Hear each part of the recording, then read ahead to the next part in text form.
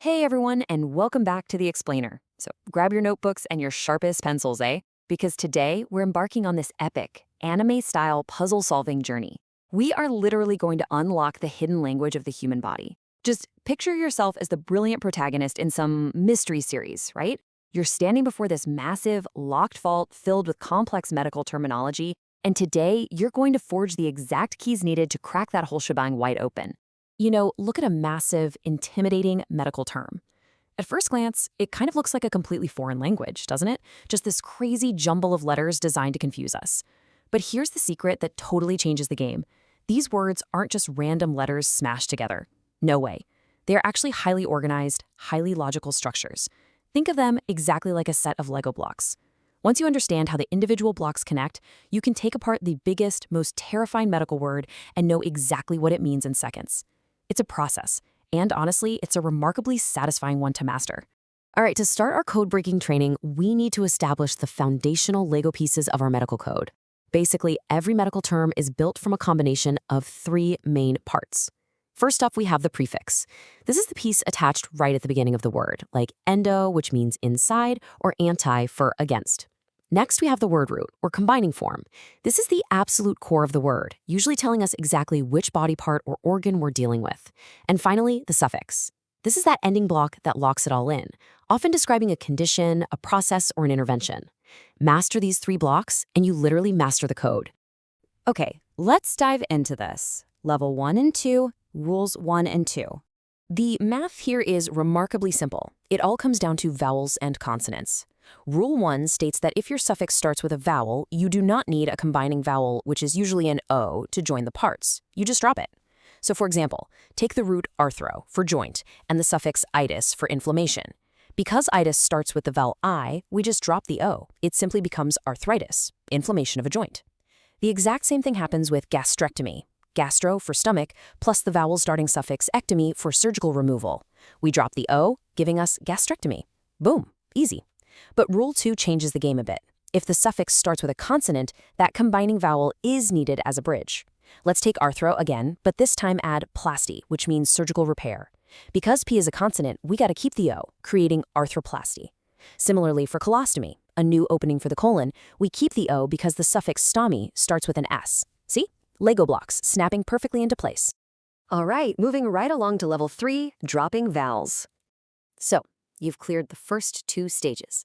But as any good codebreaker knows, the puzzles always get a little trickier, right? The crucial point here is figuring out what to do when a combining form ends with the exact same vowel that begins the suffix. The rule is incredibly clean. One of those vowels simply has to go. For example, let's take endocardio, meaning within the heart. The root ends with an I, and say we want to add itis, which also starts with an I. Well, we obviously can't have endocarditis, so we drop one I, leaving us with the sleek, decoded term, endocarditis, inflammation within the heart. And hey, it works for other vowels too. Take neuro for nerve, and let's say we're trying to describe an abnormal condition. The suffix for that is osis. Because neuro often drops its combining O when hitting a vowel, we just blend them directly into neurosis. The math is flawless. And this brilliantly illustrates level 4, multiple roots. You really start to see the elegance of this language. But what happens when you need to talk about more than one body part at a time? Honestly, this is where people often stumble. Rule 4 states that when 2 or more combining roots are used, the combining vowel is always retained between them. Always. It actually doesn't matter if the second root starts with a vowel. So let's decode gastroenteritis. We have gastro for stomach, entero for small intestine, and itis for inflammation. Between gastro and entero, we absolutely keep that first O, even though entero starts with an E. We only drop the final O right before the suffix itis. So gastroenteritis is inflammation of the stomach and small intestine. Another perfect example is electrocardiograph, an instrument to record the electrical activity of the heart. Electro plus cardio plus the suffix graph. We keep the O between electro and cardio. It just keeps the word flowing beautifully. Let's move to and see how this builds into Rule 5. You guys are doing fantastic. We've reached the final stage of our training, and frankly, this is the ultimate boss battle rule of medical terminology. Let's apply Rule 5 to the anatomy of the human body. When multiple combining forms are joined, they must follow the exact biological sequence of the body. Okay, let's test your skills on one of the most intimidating medical words out there. Ready? Esophagogastroduodenoscopy. Wow, right? Sounds terrifying. But wait, let's use our Lego rules. First, we have the esophagus. That's esophagus/O. Keep the O. Next, the tube leads to the stomach. That's gastro/O. Keep the O. Then it leads right into the first part of the small intestine, the duodenum. That's duodeno/O. Finally, the suffix for the process of visually viewing something is scopy. String it all together following the anatomical path. Esophago plus gastro plus duodeno plus scopy. Esophagogastroduodenoscopy. It literally just traces the physical journey through the digestive tract.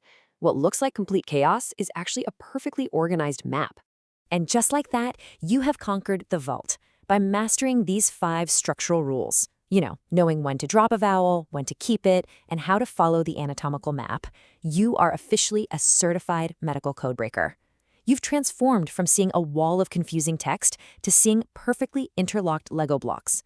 So the next time you encounter a massive medical term on a chart or in an article, do not back down.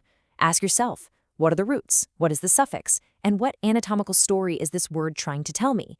Because if you can decode a word like esophagogastroduodenoscopy, what other hidden medical mysteries can you unlock?